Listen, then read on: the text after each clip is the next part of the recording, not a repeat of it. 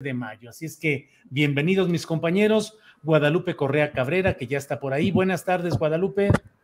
Muy buenas tardes, Julio. Como siempre, muy contenta de estar con ustedes. Un gran saludo a Ricardo, a ti y bueno, ¿dónde está nuestro colega Víctor? Debe estar por llegar Víctor Ronquillo. Vamos a empezar sin él, pero seguro se integra en unos segunditos. Ricardo Ravelo, buenas tardes. Hola Julio, buenas tardes, es un gusto saludarte, gracias por la invitación nuevamente, saludo a Guadalupe y también al público que nos está siguiendo a partir de ahora. Gracias Ricardo. Guadalupe, antes de entrar en toda la materia de nuestro programa, déjame preguntarte y felicitarte porque he leído de que en la universidad, en la George Mason University, donde tú das clase, has pasado a ser full professor. ¿Qué implica? ¿Qué significa esto, Guadalupe? Ay, muchísimas gracias, Julio, que te hayas dado cuenta de eso. Sí, ha sido un camino muy largo, es el último estado de los profesores en los Estados Unidos. Después de que uno tiene entra a la carrera, es una carrera de tenure track, es una carrera para tener una posición definitiva en una universidad.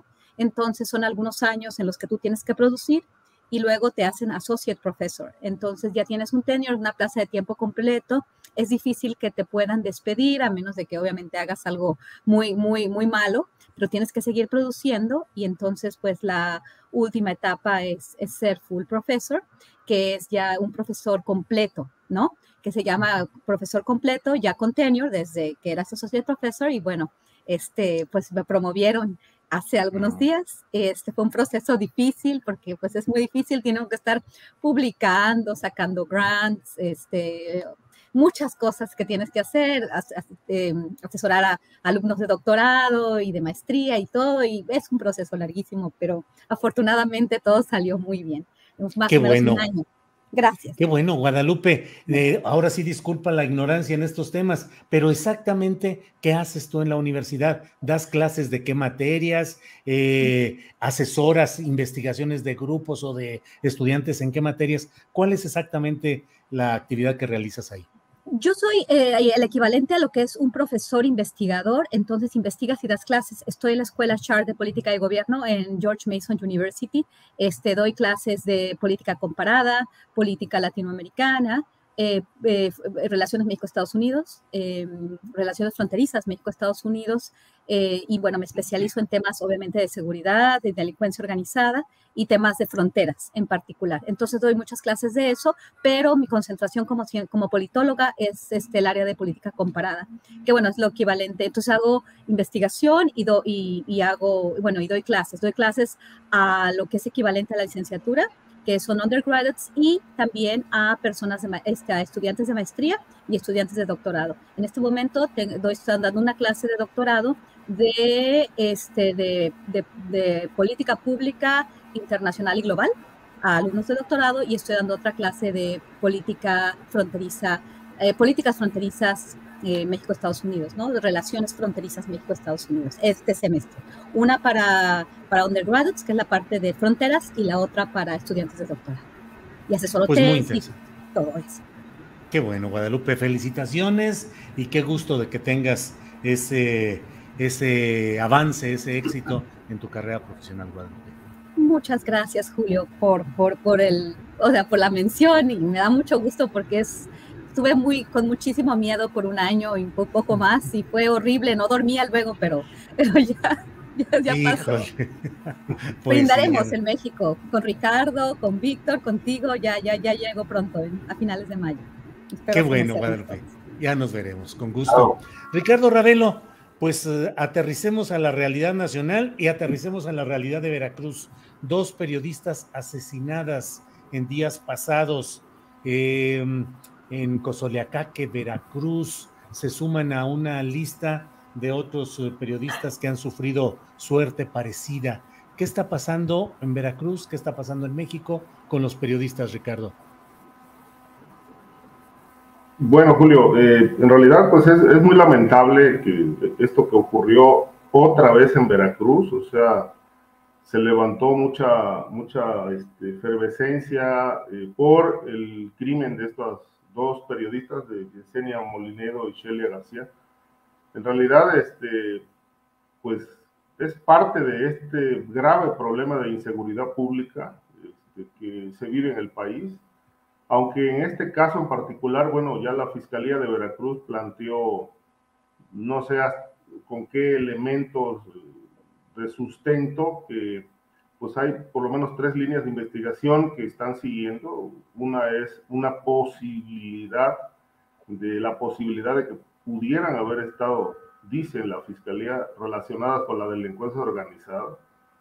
El otro tema es algunas publicaciones que manejaron respecto de un grupo de vendedores de chatarra ligados a algunas actividades ilegales. Y hay una tercera línea de investigación que yo no sé si esto vaya a prosperar en el ámbito de la investigación, que es un posible tema pasional en este caso. Cual sea la razón, lo cierto es que, bueno, sigue el asesinato de periodistas en México.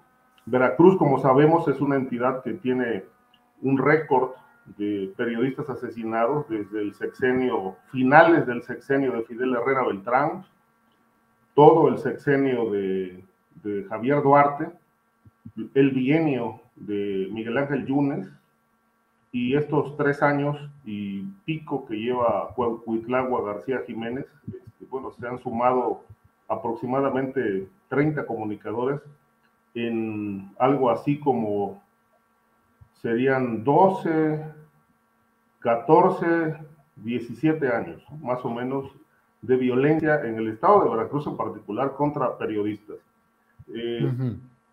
Este tema de la presunta vinculación de periodistas con el crimen no es nada nuevo. Incluso en el sexenio de Javier Duarte, pues quisieron, digamos, sacudirse un poco la responsabilidad como gobierno, diciendo que los periodistas estaban vinculados al crimen organizado, que servían a los intereses mafiosos. Pero bueno, esto no llegó a probarse del todo, por lo menos no en los más de 20 casos que ya había entonces. Yo publiqué, de hecho, un libro al respecto con las historias de cómo fueron asesinados los periodistas, y en realidad, pues, algunos fueron señalados de que estaban metidos con los Zetas y que servían a estos intereses.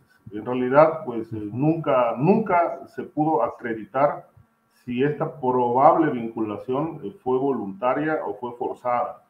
Y ahí están la mayor parte de los casos impunes, porque los que atrajo la PGR, ahora Fiscalía General de la República, pues siguen sin esclarecerse, ¿no? Entre otros, por ejemplo, el de la periodista Regina Martínez, que era corresponsal de Proceso, que ya se cumplieron 10 años de su asesinato, y pues en este momento todavía no hay un responsable intelectual, aunque hay varios nombres señalados ahí, gente del gobierno de entonces, de Javier Duarte, que habrían estado vinculados a temas de delincuencia organizada, que se sintieron molestos por las publicaciones que ella había hecho sobre estos nexos. Lamentablemente sigue la impunidad, y tras la impunidad siguen las matanzas. Yo creo que ante la falta de una oposición política real, el periodismo crítico se está convirtiendo en un contrapeso del poder político, con las denuncias, con las revelaciones, con todo el trabajo periodístico que se ha hecho, y como consecuencia de ello, es un punto de vista muy personal, como consecuencia de ello la violencia se ha incrementado lamentablemente en perjuicio de los comunicadores. Creo yo que el periodismo hoy es el contrapeso real.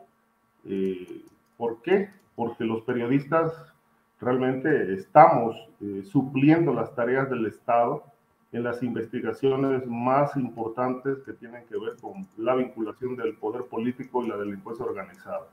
De tal suerte que, bueno, es más fácil ordenar el asesinato de un periodista que investigar y encarcelar a los políticos que están ligados a la delincuencia. Gracias, Ricardo. Guadalupe, antes de pedirte tu opinión sobre este mismo tema de los periodistas, no solo Veracruz, sino en general. Déjame, son unos cuantos segundos en los que el subsecretario de Seguridad Federal, Ricardo Mejía Verdejo, habla de este asunto. Ricardo Mejía Verdeja habla de este asunto en unos segunditos. Por favor, Sebastián, adelante, por favor. Decirles también que no hay ningún elemento, al igual que en el caso de Sinaloa, que presuma una asociación del evento con la actividad periodística, y hay una línea muy sólida que conduce a un tema de delincuencia organizada. Eso es lo que dice el subsecretario federal de Seguridad. Guadalupe, tu opinión sobre este tema en general, por favor. Sí, muy en la línea, muy en la línea de Ricardo. Es un tema muy delicado, muy complicado de analizar. ¿Por qué? Porque se tocan fibras muy sensibles. Porque en este país sí se asesina a periodistas por lo delicado de sus investigaciones. Pero también en este país existe, y principalmente relacionada con esta investigación de Ricardo Ravelo, con relación a los periodistas asesinados en un momento en la historia del país, esta supuesta vinculación de algunos a agrupaciones como los Zetas, al Cártel Jalisco Nueva Generación o a cualquier otro grupo de delincuencia organizada. No tiene que ser un grupo vinculado al narcotráfico o paramilitares criminales, sino también cualquier grupo que se dedica a actividades ilícitas. Y bueno, cuando son dos o más personas que se unen para delinquir, estamos hablando de manera formal como delincuencia organizada. En este sentido, bueno, cuando hablamos de un grupo que se dedica al tráfico o la trata u otra actividad ilícita, pues estamos hablando de crimen organizado, no necesariamente tiene que ser vinculado al narcotráfico. Definitivamente esto sucede y bueno, el crimen organizado en un estado, en un país donde la seguridad pública tiene bastantes limitaciones, pues esto sucede. Pero también derivado de la investigación de muchos de nosotros, yo tuve la oportunidad de viajar al estado de Tamaulipas a hacer investigaciones. En mi libro, que hasta ahorita más importante, sobre los Zetas, sobre el estado de Tamaulipas, pues también me pude dar cuenta, y desde el principio empecé más bien, antes de estudiar a los Zetas, hablar de los medios e entender los medios de comunicación en el estado de Tamaulipas y la presencia de las redes sociales, la cobertura en redes sociales. He hecho varios artículos sobre ello, y cómo funciona el Twitter y cómo funciona la comunicación por estas plataformas. Y bueno, es esta idea de plato a plomo. Entonces, cuando hablas de la plata, también se ha, y en algunas ocasiones se ha de alguna forma vinculado a la actividad de algunos periodistas y su relación con la delincuencia organizada. Desafortunadamente, también he visto, y esto pasó también durante la época de Javier Duarte, el fiscal de atención a periodistas, que bueno, se decía en ese momento, y el fiscal mismo del estado de Veracruz, en la época en la época de Duarte, en realidad él decía que la mayor parte de los periodistas que habían sido asesinados, porque era también, como ahora, una entidad donde los periodistas sufrían bastante este tipo de atentados, de eventos, y en ese momento el fiscal y el fiscal de protección a periodistas, pues decían claramente que era porque la mayor parte de ellos estaban vinculados a la delincuencia organizada, y así las autoridades estatales, locales, federales, se pueden lavar las manos, pueden argumentar que los mató una persona que no se conoce, un grupo, este gran fantasma de lo que es la delincuencia organizada o el narcotráfico, y así se lavan las manos. Pero, y bueno, independientemente de que sea un crimen pasional o una cuestión vinculada a delincuencia organizada o cualquier otra razón, pues creo que en el gremio de los periodistas proporcionalmente mueren más que tal vez son otras profesiones por lo delicado de la actividad, y además por la poca protección y por las condiciones que el periodismo mexicano vive, la poca protección, la limitación de recursos y las actividades tan complicadas que desarrollan. Entonces, al final, simplemente para terminar, creo que independientemente de lo que pase, es responsabilidad del Estado mexicano en todos sus órdenes, local, federal y municipal, pues proteger a todos los ciudadanos, a los periodistas en particular, independientemente de lo que sea, la vinculación o no, se tiene que hacer una investigación muy clara y no solamente dar estas cosas por hecho. Creo que es un tema muy delicado que tenemos que seguir investigando. Pero por otro lado, ya para terminar, también la utilización de estos crímenes muy desafortunados por parte de una oposición mezquina, de una oposición que no da resultados, que no ha dado resultados, que no dio resultados, que favoreció esta guerra contra las drogas, que la inició y que ellos mismos están señalando esto sin atar cabos y sin abonar a una discusión fructífera, una discusión productiva de cómo vamos a resolver esta cuestión. Por un lado, unos se lavan las manos, por el otro lado, otros atacan y bueno, también muchas veces vinculados a algunas ONGs que tienen patrocinio de gobiernos estadounidenses o de gobiernos extranjeros y también con una agenda, porque la agenda de los periodistas siembra a toda la opinión pública. Entonces hay varias agendas que se conjuntan, pero en la base, sí, los periodistas en México están en gran riesgo y hay que tener un debate serio y una investigación y hay que presionar a las autoridades para que se esclarezcan los motivos de estas acciones y darle protección a todos y cada uno de los comunicadores en este país. Gracias, Guadalupe. Ricardo Ravelo, dentro de pues este esquema que nos comenta Guadalupe, de esa utilización de las circunstancias trágicas en ciertos casos de periodismo, y pues hay voces y hay tuiteos que resultan muy peculiares. Por ejemplo, en este caso concreto hablo sobre la aparición del embajador de Estados Unidos en México, Ken Salazar, señalando pues abiertamente la preocupación por los periodistas en México, que se vive una situación difícil, la solidaridad, en fin, cuando evidentemente en Estados Unidos hay muchas cosas por las cuales podría expresar una mayor preocupación el propio embajador Ken Salazar, y en particular podría investigar de dónde vienen las armas que utilizan muchos de los elementos que exterminan a ciudadanos en general y a periodistas en particular. Pero ya me adelanté, Ricardo, ¿cuál es tu opinión sobre este papel, las declaraciones de Ken Salazar y la responsabilidad de Estados Unidos en cuanto a armas y narcotráfico? Sí, bueno, Ken Salazar trae un protagonismo desde hace mucho tiempo.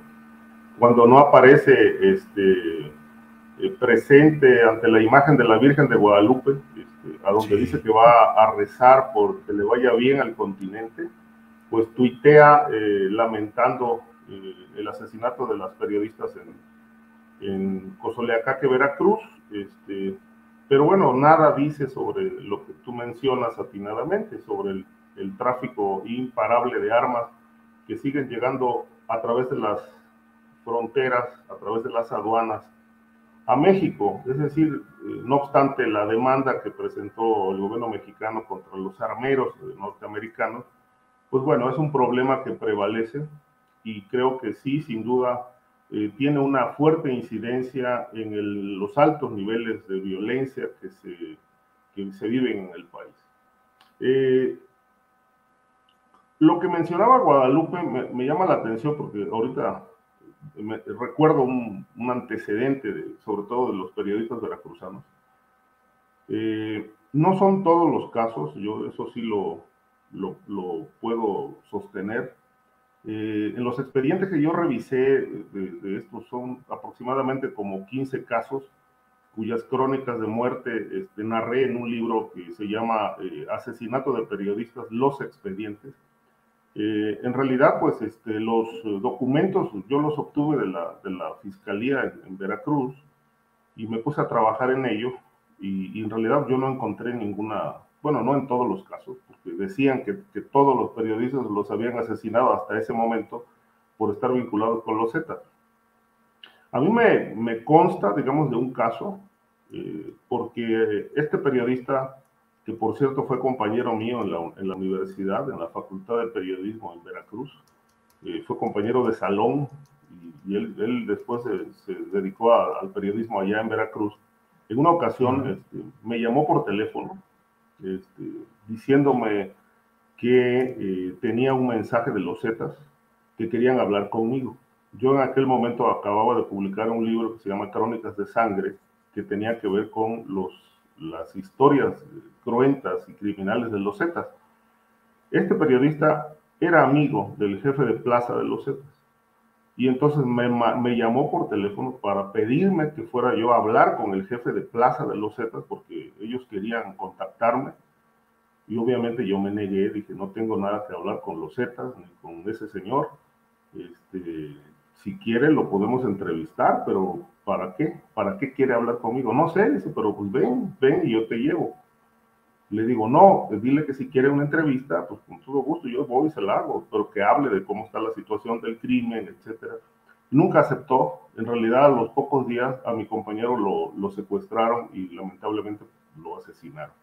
Esa es la realidad. Es el único caso donde, pues, por esta experiencia, pude saber que algunos reporteros sí cobraban, le cobraban al jefe de plaza de los Zetas, y otra periodista del periódico Notiver, Yolanda Ordaz, que por cierto fue decapitada por los Zetas, ella era la que recibía el dinero del cártel para pagarle a columnistas, reporteros.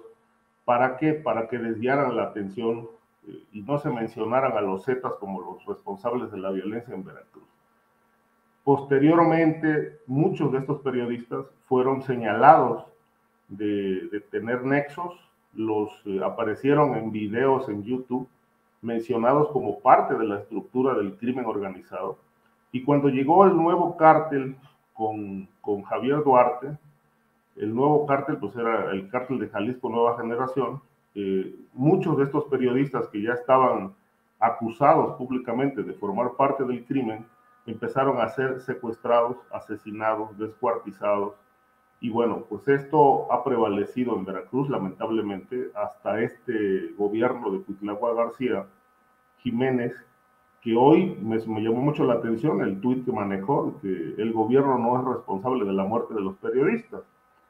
En efecto, pero no lo sabemos porque detrás de muchos crímenes sí está la mano de la policía. De lo que sí es responsable el gobernador veracruzano es de la inseguridad pública y de tener al crimen organizado enquistado en la propia estructura de poder.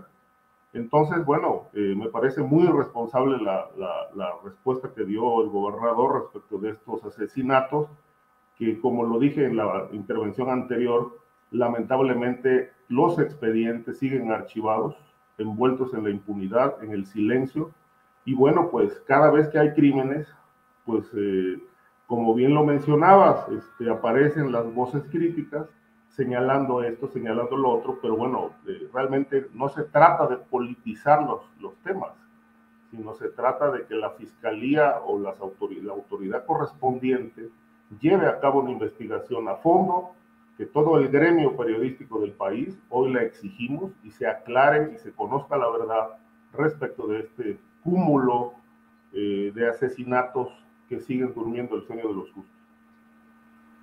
Gracias, Ricardo. Guadalupe, ¿qué opinas sobre esta postura de Ken Salazar, el embajador de Estados Unidos en México, en particular en este tuit relacionado con periodistas? Pero también aprovecho, Guadalupe, para preguntarte pues, sobre el papel tan activo que tiene en una interlocución frecuente con el presidente López Obrador. Ya viste que luego de que el presidente fijó su postura respecto a la Cumbre de las Américas, de inmediato estaba ya ahí el embajador para platicar con el presidente. ¿Qué opinas sobre ese papel y sobre, ya lo hemos hablado, pero sobre estos incidentes recientes, Guadalupe? Sí, muy importante discutir la actitud, la trayectoria en México, ¿no? Del nuevo, del ya embajador estadounidense en México. Definitivamente hemos visto su actitud prepotente, soberbia.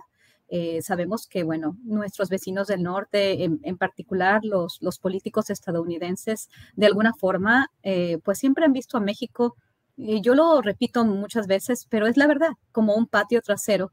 Y también estudio las relaciones México-Estados Unidos, las he estudiado desde mucho tiempo, vivo en Washington y leo muy frecuentemente tanto las columnas de opinión en el Washington Post, en el New York Times, Y bueno, conozco también pues las líneas y los reportes que se hacen en los think tanks estadounidenses y en los centros de estudio sobre México. Siempre con un dejo de desprecio, siempre con una mano dura o blanda. Nosotros somos amigos, pero ustedes están violando derechos humanos. Ustedes somos amigos, pero ustedes no sé si recuerdan, ¿no? La época de la certificación, donde Estados Unidos, que consume las drogas, que provoca con su misma militarización de la seguridad hemisférica, pues el mismo crecimiento de la delincuencia organizada. Y siempre, por ejemplo, lo que siempre han hecho, ¿no? En sus reportes. Yo creo que Ken Salazar es simplemente, un extremo de la representación de cómo Estados Unidos ahorita está tratando con el mundo y está tratando con México. De este cambio tal vez en la relación, de esta nueva etapa de Estados Unidos cuando deja de ser el poder hegemónico, de esta desesperación en la cual ya Estados Unidos no es lo que era antes, pero con esa soberbia, con esa arrogancia que caracteriza a un pueblo que ha estado acostumbrado a tener éxito a nivel hemisférico y a nivel internacional. Entonces, por eso Ken Salazar llega aquí y las cosas probablemente no le están saliendo como él quiere. Siempre tuvimos en estas últimas décadas presidentes bastante dóciles, ¿no? Cuando Washington, pues se encontraba con ellos muy contentos, pero por el otro lado, como a través de ONGs, a través de cuestiones de derechos humanos, ustedes están violando derechos humanos, ustedes están teniendo problemas con narcos y vamos a hacer algo para que yo, con mis propias políticas, con mi equipo y con mi asesoría, pues les diga lo que hay que hacer. Y lo que hay que hacer es exactamente lo que sucedió, lo que le dictaron a Felipe Calderón, a Enrique Peña Nieto, y luego también, pues, recopilaron información de los principales artífices y operadores de la estrategia y terminaron relacionándose con la delincuencia organizada, con el conocimiento de los Estados Unidos, porque lo que pasó con Genaro García Luna y con el general Cienfuegos, pues probablemente había sido del conocimiento de con quienes se colaboraba de forma más cercana, porque ellos eran los hombres fuertes de la seguridad y cooperaba México con Estados Unidos de forma demasiado cercana y Estados Unidos vendía armamento de alto calibre. Entonces, yo creo que Ken Salazar, su papel tan activo, tan desafortunado, que lo comentamos Ricardo y yo en una intervención que tuvimos en Twitter, donde quiere otra vez como congraciarse después de su desafortunado papel en la discusión de la propuesta de reforma al sector eléctrico, que fue básicamente desafortunada, llegando a ver al presidente como si un embajador estuviera a nivel de un jefe de Estado y jefe de gobierno, en el caso de México, que tenemos un sistema presidencialista.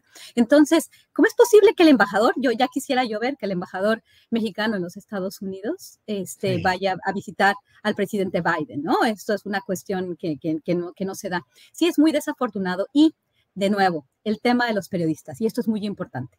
No, de ninguna forma voy a considerar que la mayor parte de los asesinatos a periodistas sea por estos vínculos, que sea la plata o el plomo, ¿no? Que sea más bien la plata y no sea el plomo. Creo que muy bien, como lo dice Ricardo Ravelo en sus Crónicas de Sangre, que fue uno de los libros, de las crónicas que me inspiraron a mí misma, porque cuando salió ese libro yo apenas estaba iniciando mis estudios en Tamaulipas y sobre lo que estaba sucediendo con los Zetas. Definitivamente hay algunos que sí, hay algunos que no, hay algunos que mueren por esto, pero otra vez, la utilización, hay que ver cómo cada vez que sale artículo 19 y el Comité de Protección a Periodistas, CPJ, Jan Albert Houston, siempre hay una agenda. ¿Quiénes están detrás de organizaciones como el Comité de Protección a Periodistas o como Artículo 19, la USAID, el National Endowment for Democracy? Y la cuestión de periodistas es una agenda importante de las grandes fundaciones y del Departamento de Estado de los Estados Unidos aquí en el hemisferio. También es un control, es una forma de establecer este control a través de la mano blanda. Por un lado, la mano dura, que debía ser blanda de la diplomacia, pero ahorita está la mano dura, está configurada o personificada en el embajador con el sombrero, muy, muy interesante, ¿no? Este embajador que quiere ser afable, pero no le salen las cosas. Así muchos estadounidenses han sido. Yo he tenido Yo he tenido, pues experiencias, cuando te quieren, y cuando te sales del huacal, pues ya te quieren, ya te quieren, decir lo que tienes que hacer, ¿no? Y ya no eres su amigo. Y eso ha pasado en todas partes. Yo creo que simplemente Ken Salazar es la cara, ¿no? De nuestros vecinos que se encuentran en un momento difícil, en un momento de un país dividido, de un país que va a tener elecciones en las cuales, pues, el poder federal, pues probablemente, o el Partido Demócrata va a tener varias derrotas, ¿no?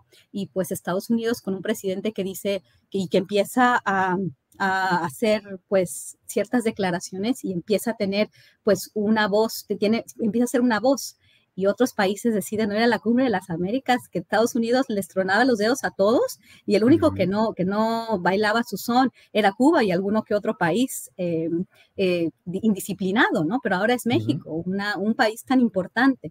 Entonces, bueno, sí lo noto desesperado, porque si el señor hubiera tenido, pues hubiera representado un país muy fuerte donde les tronaba los dedos y los presidentes ya decían que sí, pero la gente en México estaba muy cansada. Y bueno, por eso escogieron a Andrés Manuel López Obrador y le celebran muchas de su enfrentamiento con los Estados Unidos. Gracias, Guadalupe Correa Cabrera. Bueno, parece que ya tenemos con nosotros a Víctor Ronquillo. Víctor, lo logró. Lo logré, compañeros, después de mucho afán y de estar venciendo las determinaciones tecnológicas y mis limitaciones técnicas, lo logré. ¿Cómo le hiciste, Víctor? ¿Qué era? ¿Resetear? ¿Prenderlo? Lo prendí, lo reseteé. ¿Sabes qué pasa? Que tenía un problema con el WhatsApp, yo creo. Entonces, al final se pudo conectar y dije, bueno, aunque sea para darles un saludo y un abrazo, aunque sea para eso. Y aparte, como soy bastante terco, pues aquí estoy, colegas. De eso se trata, Víctor. Los saludo con mucho cariño y con mucho gusto, eso sí, ¿no? Igual, Víctor. Víctor, pues llegas a tiempo para darnos, por favor, tu opinión respecto a este tema en el cual Estados Unidos ha publicado pues carteles con las nuevas recompensas por algunos de los principales capos, desde luego $20 millones por Rafael Caro Quintero, 15 por el Mayo Zambada. La diferencia, supongo yo, que es no solo por el tamaño o la fuerza o el poderío de cada cual, sino por la historia de la DEA que todos conocemos relacionada con Caro Quintero y con Quique Camarena. En fin, este tema y el retiro de un avión de la DEA del estacionamiento usualmente utilizado durante largo tiempo y que ahora ya no tiene espacio y ya se llevaron el famoso avión de la DEA. ¿Qué nos comenta sobre todo esto, por favor, Víctor? Bueno, creo que lo primero corresponde a lo que hemos mencionado aquí muchas veces, como esta narrativa Netflix, ¿no? Y que bueno, creo que tenemos que tener cuidado en relación a ello, y cómo esta publicación de carteles, esa aparición de diferentes organizaciones criminales señaladas por la DEA, tienen que ver y tienen un trasfondo indudablemente político, ¿no? Estos carteles, hasta donde sabemos, han aparecido sobre todo allá en el norte del país, y tienen en la mira al cártel de Sinaloa. Pronto veremos alguna operación en relación no al cártel de Sinaloa, sino al cártel Jalisco Nueva Generación, que es pues el caballito de batalla usado para este discurso por parte del gobierno de los Estados Unidos o de un sector muy retardatario, muy conservador de ese gobierno de los Estados Unidos. Creo que no es casual el que en este momento nos encontremos en un momento político donde sin duda hay una confrontación muy clara ante lo que puede ser esta reunión de las Américas a celebrarse el próximo mes de junio. No hay duda que el gobierno mexicano ha presentado una claridad ante esta reunión, exigiendo pues que sean convocados todos los países. Es obvio que algunos sectores los habrá molestado.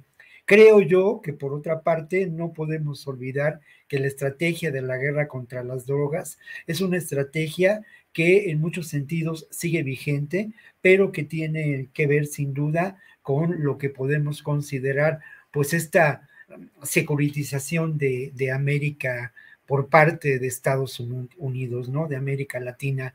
En ese contexto, que es mucho más amplio, a mí me gustaría mirar estos carteles de estos personajes, ¿no? Esta búsqueda, estos carteles al estilo de los viejos carteles, si los se busca de las películas de cowboys y la época de los cowboys, y creo que al final de cuentas nos hacen ver que pues la estrategia por parte de Estados Unidos en términos de la llamada guerra del narco sigue vigente. Creo que hay otro elemento en este contexto que a mí me gustaría colocar sobre la mesa y que quizá ya ustedes lo han comentado. No pude escucharlos porque estaba en esta tarea de conectarme, pero la grave crisis de salud que representa el problema de las adicciones en Estados Unidos, ¿no? Es un problema enormemente serio, es un problema de salud, y creo que la manera en que se busca atender este problema, más allá de lo establecido cuando el gobierno del presidente Obama, es en estos momentos equivocado, ¿no? Y tiene que ver mucho precisamente con esas estrategias y con pensar que la guerra del narco puede terminar con todo. Y hablando de ese problema de salud, también yo quisiera referir algo para este contexto con el que podríamos empezar a reflexionar y ver cómo atar los cabos sueltos, ¿no? En cuanto a esta realidad.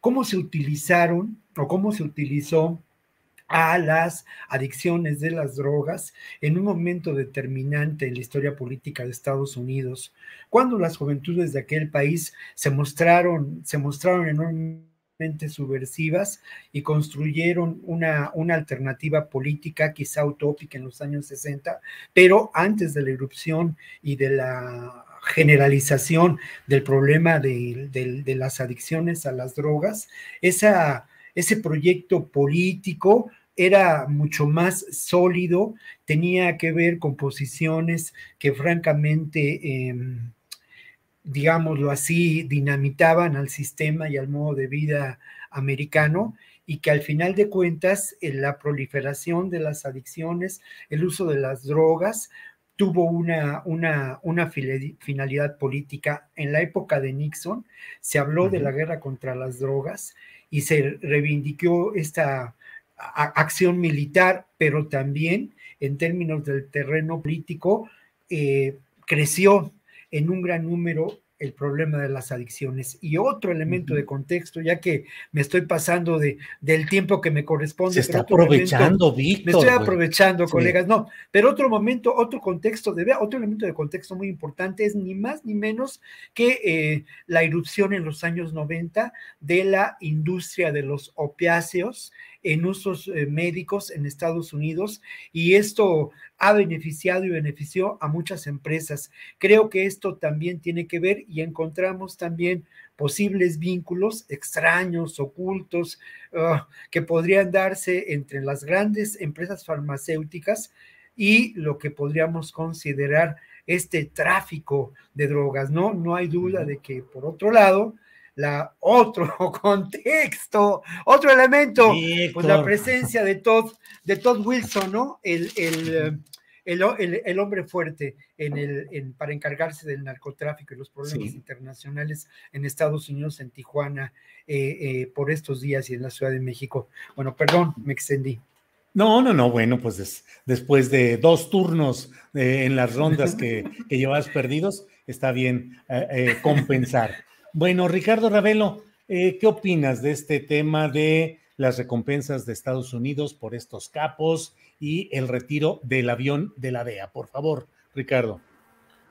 Mira, sobre el tema de las recompensas, a mí me parece un show, ¿no? Es un show, un circo. ¿Desde hace cuánto tiempo vienen ofreciendo recompensas? Suben las recompensas y nadie logra capturar a los capos emblemáticos mexicanos. De hecho, en efecto, acaban de aumentar ahora a 20 millones la recompensa por Caro Quintero. A mí me parece que está desproporcionada porque, bueno, Caro Quintero ha dicho que él está jubilado y retirado.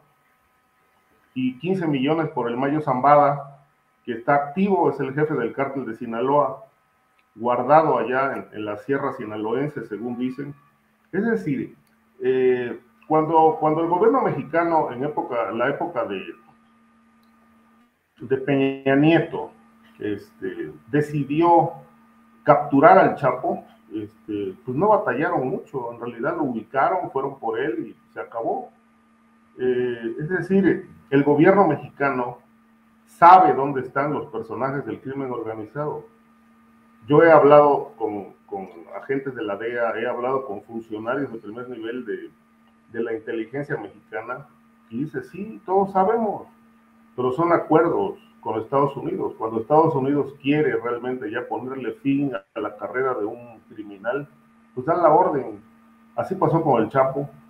De tal manera que, bueno, me parece un jueguito esto, ¿no? Desde hace mucho tiempo, suben las recompensas, hay una laraca tremenda de que ya van por ellos, etcétera, ¿no? Y suena esto peliculesco, ¿no? Ahí vamos, y los personajes del crimen pues se mueren de risa porque en realidad pues nadie sabe qué hay de fondo ahí, de tal manera que bueno, ellos siguen operando, siguen trabajando, siguen haciendo sus business, sus negocios, y en realidad pues nadie los detiene, ¿no? Cuando ya Estados Unidos dice se acabó, pues se acabó y México tiene que actuar. Esto pasó con el Chapo, esto pasó con otros personajes en su momento, cuando el tema de Camarena, pues bueno, ahí estaban Don Neto, Caro Quintero, Miguel Ángel Félix Gallardo, pues ahí estaban operando en el norte del país como parte del cártel de Guadalajara o cártel del Pacífico, pero cuando vino el escándalo de Camarena, pues la orden fue capturarlo, y entonces le pusieron fin a los 3 personajes que participaron en el secuestro, tortura y muerte de Enrique Camarena Salazar. Fue una orden de Estados Unidos y así ha operado y sigue operando. Ahora, este tema del avión, pues bueno, creo que más allá de si se va a socavar o no la cooperación entre México y Estados Unidos, yo creo que más bien va camino a un replanteamiento de estas relaciones y a un saneamiento de los grupos que pues históricamente han estado operando en México en materia antinarcóticos. Este grupo, por ejemplo, se habla de que bueno, las relaciones no están bien, que México se ha excedido en las medidas tomadas después de la captura del general Cienfuegos, reformando la Ley de Seguridad Nacional para acotar el número de agentes de la DEA, para incluso también limitar sus operaciones en México. Me parece que, bueno, la DEA sigue operando. El otro día mencionaba Pepe Rebeles atinadamente, ¿no? Más allá de que estén acotados o no, la DEA está ahí están los agentes autorizados por la Secretaría de Relaciones Exteriores. Lo que ocurre es que, bueno, hay una nueva política de cooperación que bueno, pues se tiene que ajustar a las exigencias de la actualidad. Este grupo binacional, como lo dijo el presidente, pues estaba plagado de corrupción, de tal manera que, bueno, por eso lo disolvieron. El tema del avión, me parece que, bueno, no creo que haya sido una decisión nada más por un tema espacial en el aeropuerto donde estaba. Creo que pues esto sí parece un golpe a la DEA, porque ellos aseguran que ahora tendrán problemas para desplazarse de punto a punto en el país, sobre todo, bueno, lo tendrán que hacer por vía terrestre en un territorio plagado de violencia y de inseguridad. Pero bueno, el avión se lo llevaron, ya al parecer está estacionado en un hangar en Texas. Y creo que todo esto apunta, insisto, a un replanteamiento de estas relaciones, porque durante muchos sexenios la DEA hizo y deshizo en México con la complacencia de los presidentes, de todas las autoridades. Realmente la DEA daba órdenes a la PGR, participaban en operativos, detenciones, interrogatorios, investigaciones, ordenaban a quién investigar, a quién detener. Yo tuve la oportunidad de platicar con unos narcos colombianos que estaban presos en el reclusorio sur y ellos me declararon, esto ya tiene como 15 años, me declararon que fueron detenidos por agentes de la DEA y entregados a la PGR, y que los agentes de la DEA participaron en los interrogatorios que les hicieron respecto de los delitos de los que fueron acusados, que era tráfico de drogas. Entonces, bueno, esto realmente aparecían los agentes de la DEA en la CEIDO o CIEDO antes, ahí con Santiago Vasconcelos, girando instrucciones, entregando documentos, en fin. Cuando el caso de Nahum Acosta, por ejemplo, el tema de Vicente Fox, la DEA le ordenó, esto me lo dijo Santiago Vasconcelos, la DEA dio la orden de que la PGR interviniera en los teléfonos de Fox y de la Presidencia de la República para saber a qué nivel estaba infiltrado el crimen. Y me dijo Santiago Vasconcelos, dice, bueno, el procurador Rafael Macedo de la Concha no accedió a hacer eso, pero la DEA tenía toda la intención de intervenir las comunicaciones de los Pinos para poder conocer realmente la injerencia de los Beltrán Leiva ahí en la casa presidencial. Entonces, este es el nivel de operaciones que hacía la DEA en México, totalmente libertinas, permitidas, y yo creo que hoy se les ha ido acotando, pero me parece que tendrá que ser un tema que lleve a un asunto saludable de una relación de cooperación y no de sumisión por parte del gobierno mexicano. Gracias, Ricardo. Guadalupe Correa, a reserva, pues, o en este contexto de estos carteles con recompensas al estilo del viejo oeste, yo te quiero preguntar, Guadalupe, ¿tienes una hipótesis de por qué nunca ha sido detenido el Mayo Zambada, que es el personaje intocado a lo largo de toda esta historia? ¿Por qué? Bueno, ni el Mayo ni el Mencho, pero sí el Mayo es el cartel de Sinaloa al tiempo, ¿no? Bueno, es difícil saberlo. Creo que tengo dos hipótesis, pero solamente se pueden plantear dos hipótesis, ¿no? Una, porque este esquema, como muy bien lo dice Ricardo, ¿no? Es simplemente esto, un espectáculo, es un show, es un teatro. Y el papel de la DEA siempre ha sido eso. Aquí en Colombia, es un teatro, es una serie de Netflix y así se presentan, ¿no? Como los que hacen la ley y el orden, ¿no? Y nosotros somos los narcotraficantes, los corruptos, los matones, y ellos son el policía bueno.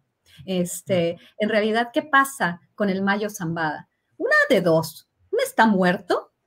Y la otra, bueno, porque también a veces uno pensaría, ¿no? Que el Mencho, yo lo he dicho aquí en este programa muchísimas veces, un señor que supuestamente es el líder de una de las organizaciones más importantes dedicados a la delincuencia organizada, como es el Cartel Jalisco Nueva Generación, en el caso del Mencho, que tenía que le estaban haciendo diálisis y que tiene, pues, tantos problemas de salud y anda a salto de mata. Y bueno, al final, pues sigue ahí en una organización tan importante.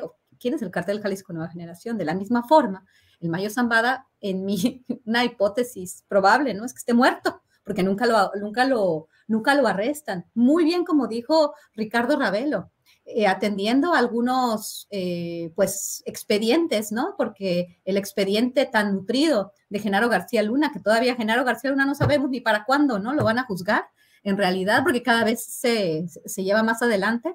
Se sabe, ellos sabían de todas las conexiones con el cartel de Sinaloa de Genaro García Luna.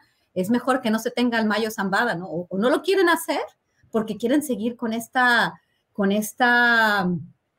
show, con ese espectáculo, con este modus operandi de andar anunciando las recompensas, ¿no? Que es mejor dar una recompensa por alguien a quien supuestamente no puedes agarrar, y algún día lo agarras cuando necesitas generar una expectativa, llamar la atención a una cuestión o presionar de alguna forma a un gobierno, en este caso el mexicano. Pues entonces tengo estas dos hipótesis. Una que está muerto, que no existe, y otra que no lo quieren hacer, y no porque no sepan dónde está.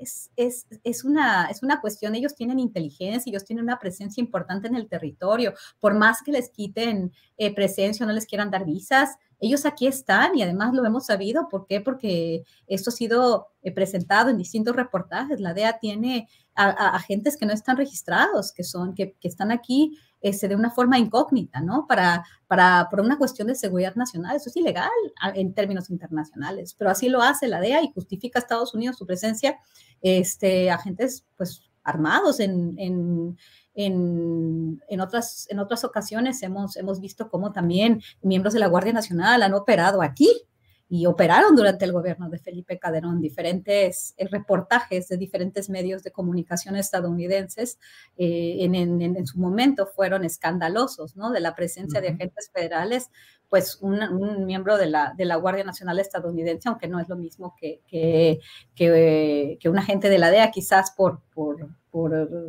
las diferentes funciones que tienen, que es muy diferente a la Guardia Nacional de aquí de Estados Unidos, pero han estado aquí, los Marines, otro tipo de autoridades estadounidenses han estado también presentes, ¿no? Entonces, ¿por qué? Y siguen con este espectáculo de una guerra que no va a terminar nunca, ¿no? Esta guerra fallida, este Estado estadounidense fallido, que nunca puede con sus instituciones realmente parar la entrada de droga a los Estados Unidos. Cada vez más droga, cada vez más drogadictos, cada vez más muertos por sobredosis de droga. Y por el otro lado, ellos siguen alimentando la idea de la DEA, las recompensas, los capos, la idea de los estadounidenses arrogantes y soberbios que piensan que las drogas sintéticas solamente se producen en México. Las drogas sintéticas realmente nada más se producen en México, porque cuando leo los reportes de la DEA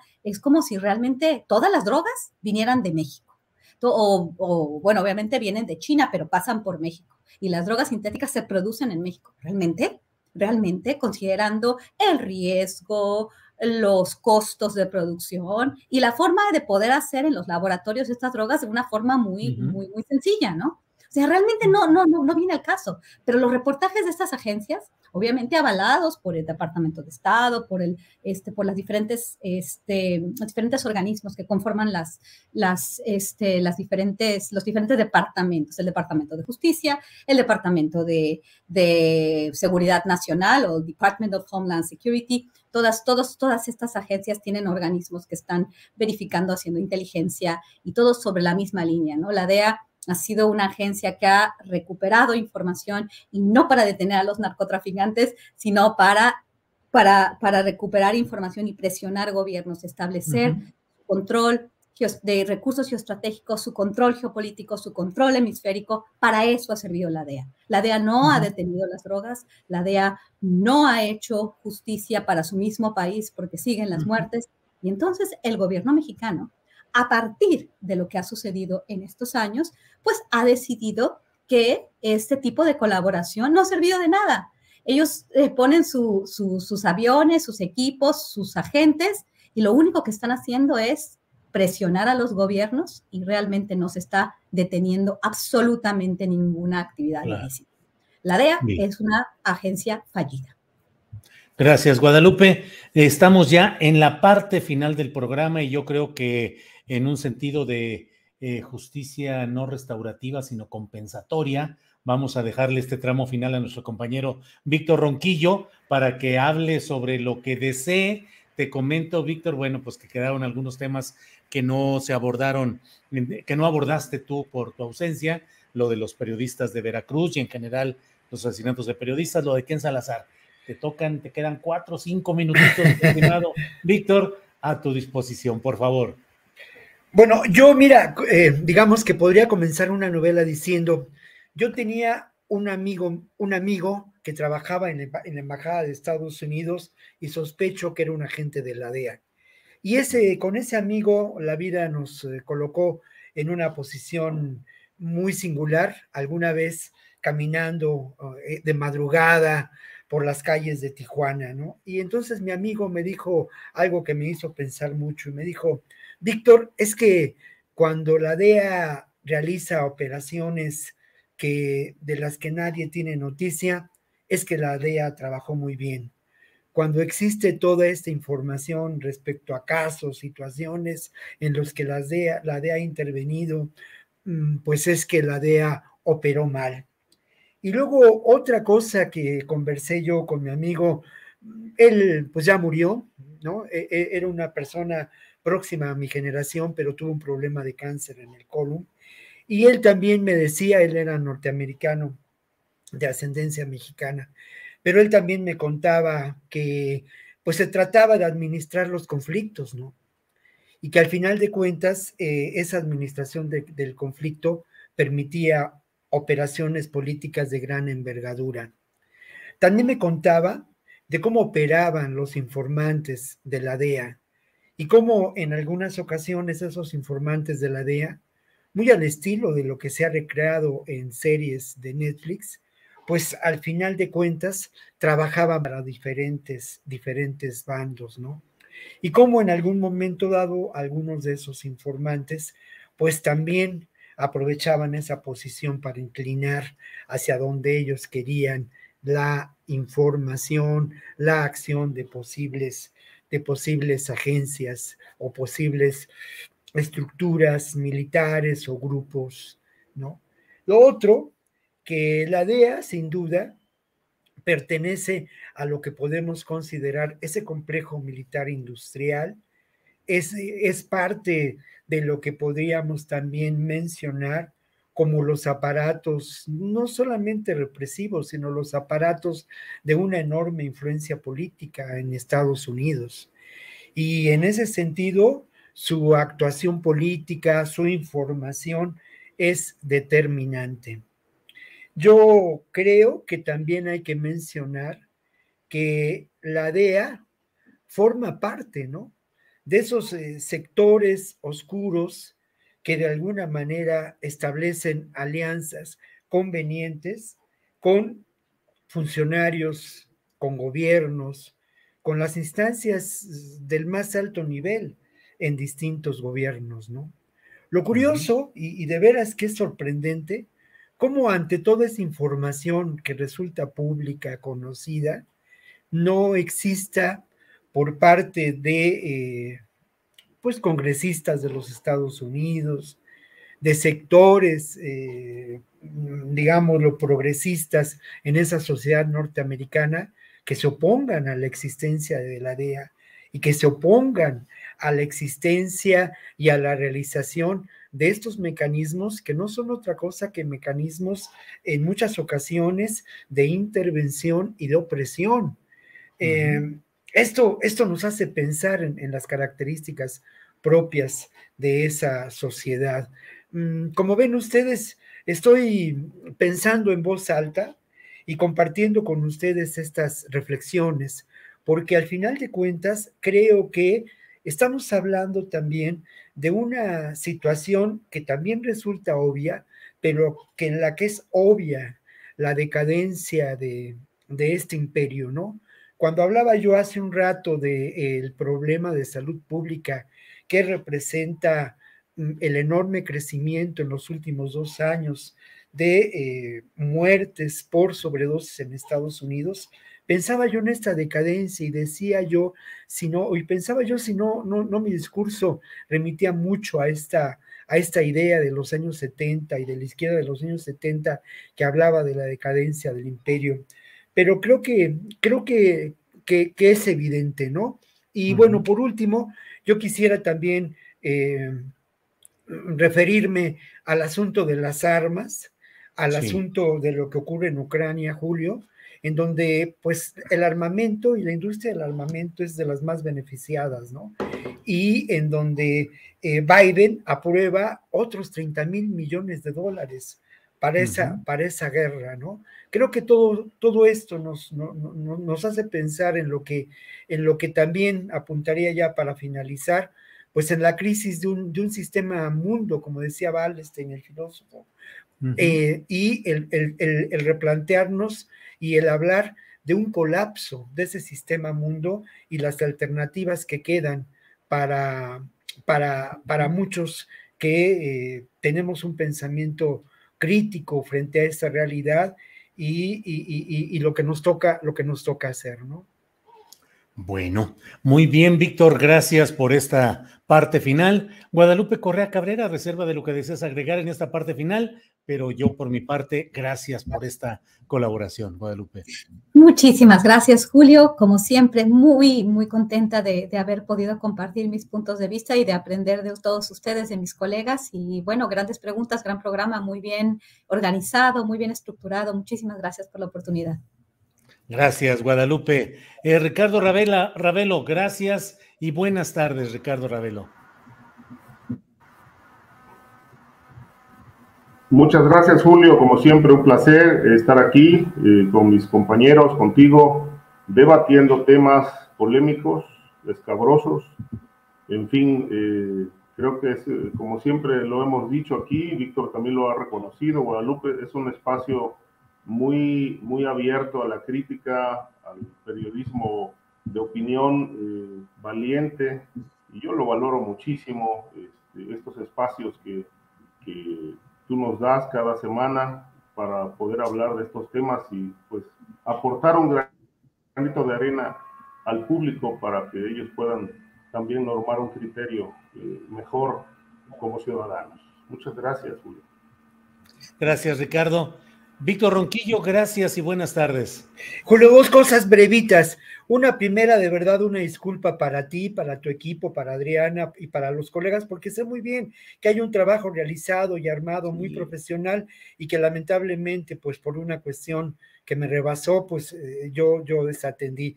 Una disculpa muy grande, somos amigos, pero por ello me apena más, amigo, de veras, por ello, ¿no? No te preocupes, al Y contrario. lo segundo es que, perdón, pero voy a hacer una invitación porque el programa de esta noche me quedó re bien.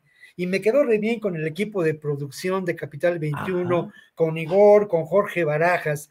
Es un programa dedicado ni más ni menos que a las personas desaparecidas. Se llama Porque vivos se los llevaron, y hoy a las 23 horas en Capital 21 estará al aire. Y me permito invitar, de verdad, porque quiero compartirlo con ustedes, porque es un buen ejercicio de este periodismo en el que nos suscribimos y en el que damos la batalla, mis queridos colegas. Un abrazo para todos. Gracias, Víctor. Gracias, Guadalupe. Gracias, Ricardo.